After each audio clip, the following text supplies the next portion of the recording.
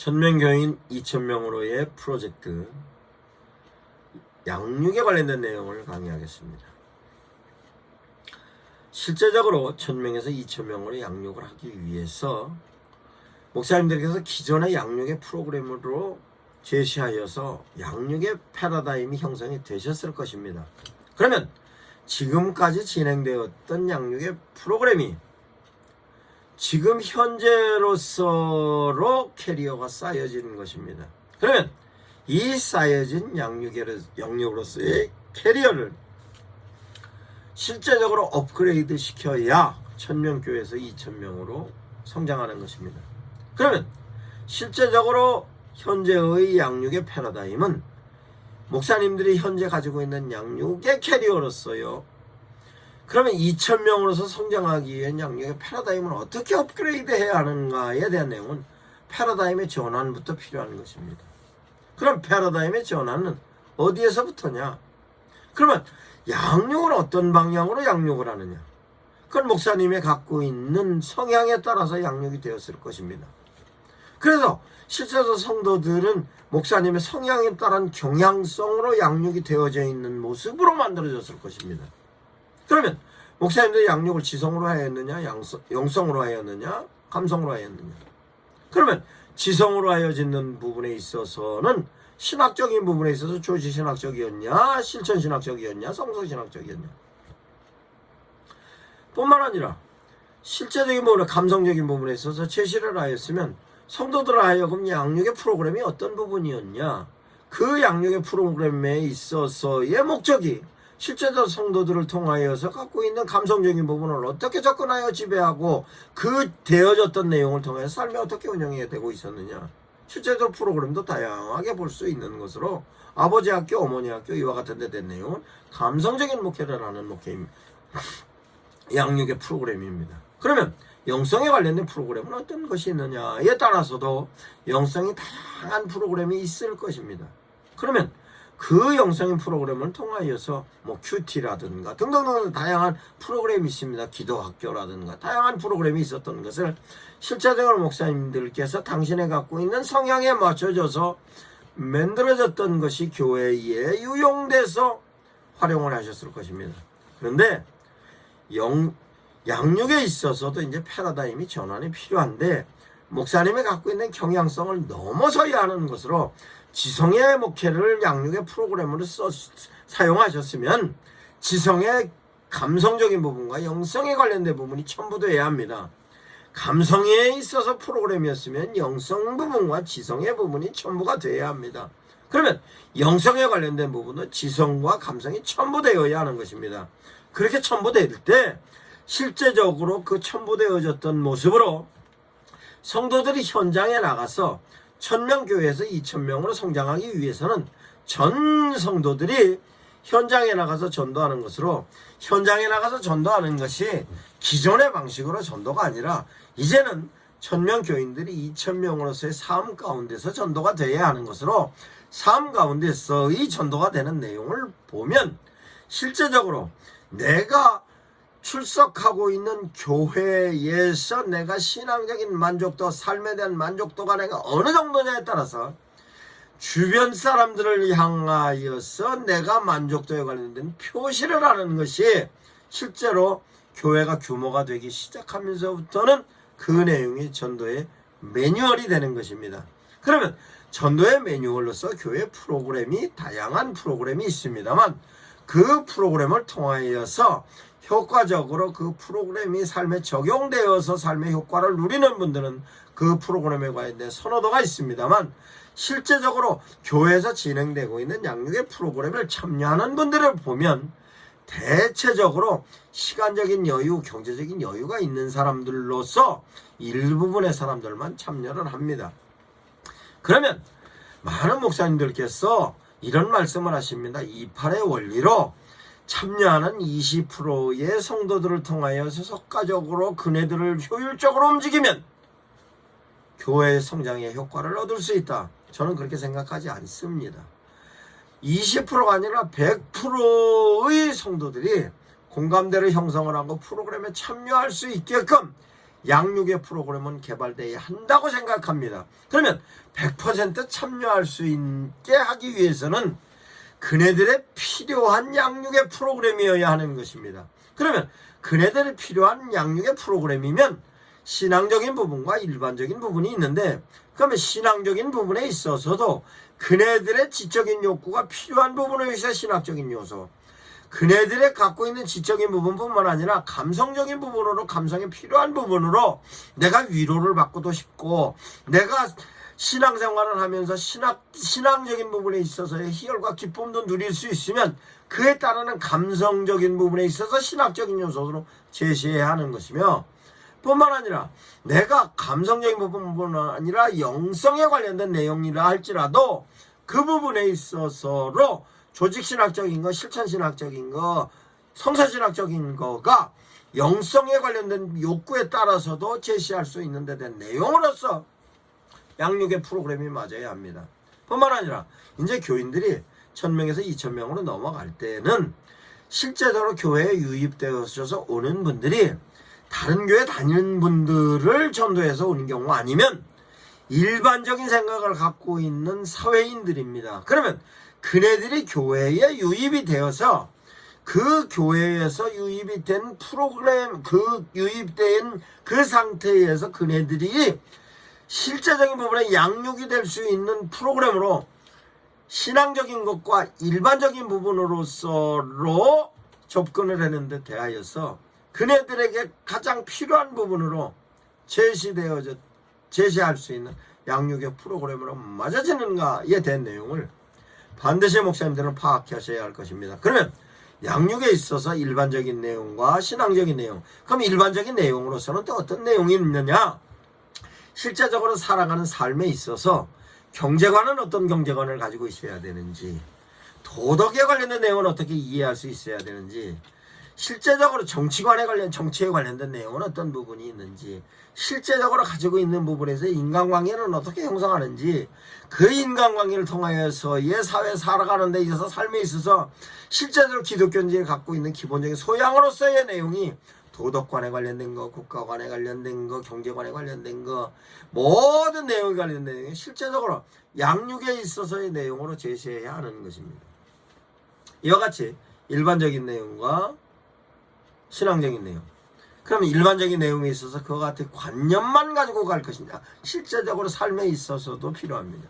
그러면 실제에 있어서 관계를 누리는 데 있어서 관계를 어떻게 하면 효과적으로 관계성을 형성할 수 있느냐, 그 관계성이 관련된 형성하는 데 있어서 내 감정을 어떻게 조절을 하는 것이 효과적이고, 사람하고 인간관계에 있어서는 어떻게 해야 성공할 것이고, 그 인간관계를 통해서 내가 나름대로 갖고 있는 지역적인 면에 있어서 어떻게 확장성을 띠고 있는가에 대한 내용이, 인간과의 관계성에 관련된 내용, 이런 내용이 실제 교회에서 다양한 프로그램을 통해서 움직이고 있습니다. 그러면 그것이 실제적으로 교인들이든 일반인이든 간에 양육의 프로그램의 일부분으로 교회에서 사회를 향하여서 제시하는 교회 프로그램이었습니다만, 이 내용 또한 어떻게 하는가에 대한 것도 대단히 중요합니다. 그러면 실제적으로 신앙적인 프로그램이 됐든 일반적인 프로그램이 됐든 그 부분에 있어서 어떤 레벨을 가지고 진행을 할 것이냐, 그러면 그 레벨이 연령별로 갈 것이냐, 아니면 갖고 있는 부분의 지력적인 부분으로 갈 것이냐, 영역적인 부분으로 갈 것이냐에 대한 내용이 반드시 거기에 적절하게 가야 할 것입니다. 그러면 실제적으로 교회에서 역할을 하는 사람들의 역할에 따른 양육도 필요합니다. 그것이 교회에서 예배위원이나 교회에서 봉사위원이나 교회에서 각장의 그 역할이 있습니다. 그 역할에 따르면 어떻게 역할에 따른 데 대한 내용을 양육하고 있는가, 교육자가 양육을 하고 있는가, 일반 성도들이 그 역할에 관련된 내용을 양육하는가, 뿐만 아니라 교회에서 콘텐츠에 따라서도 실제적으로 콘텐츠를 진행하는 부분에 있어서 플랜은 어떻게 짜고, 그 플랜에 따라서 스텝을 어떻게 구성을 하고, 게스트는 어떻게 해야 된다, 이거 같은 내용도 전체적으로 양육으로 진행됩니다만, 그 부분이 세밀하게 어떻게 진행되고 있는가에 대한 내용은 실제적으로 교회에서 파악하고 있지 않으면 거기에 따른 효과 부분에서는 떨어집니다. 그러면 실제적인 면에 있어서로 양육은, 가장 중요한 양육은 목사님의 설교입니다. 설교를 통하여서 성도들이 그 설교 메시지를 통하여서 영성인 부분, 지성의 부분, 감성의 부분을 욕구를 채워갑니다. 그 욕구가 채워지면 그 교회에 대한 만족도가 높아지는 것입니다. 만족도가 높아지면 만족도가 높아진 것만큼 성도로서 아이덴티티를 형성을 하고, 아이덴티티가 형성되어졌으면 그 교인으로서 자긍심을 갖게 되는 것으로 그 교인으로 아비투스를 형성하게 되는 것이고, 아비투스가 형성된 그 사람은 삶의 현장에서 가지고 있었던 내용을 표출하는 것으로 워케이션 자료가 되는 것으로 가장 효과적인 양육은 목사님의 설교입니다. 설교를 어떻게 했냐에 따라서 양육하는 것으로 그 설교를 어떤 프레임으로 구성을 했으며 방향성은 어떤 방향성에 그 대상자에 맞는 부분의 설교는 디자인이 되었는가, 그 디자인이 된 것으로 성도들에게 적절하게 제것이 되고 있는가에 대한 내용이 양육으로서 목사님의 설교가 역할을 하는 것입니다. 근데 실제로 교회에서 양육의 프로그램을 쓰고 있습니다만, 그 양육의 프로그램이 영성의 부분, 지성의 부분, 감성의 부분으로 많은 목사님들께서 개발을 하셨고, 개발하셨던 분을 교회마다 차용해서 적용을 하시는데 안타까운 부분이 있습니다. 첫 번째 안타까운 부분 설명을 하겠습니다.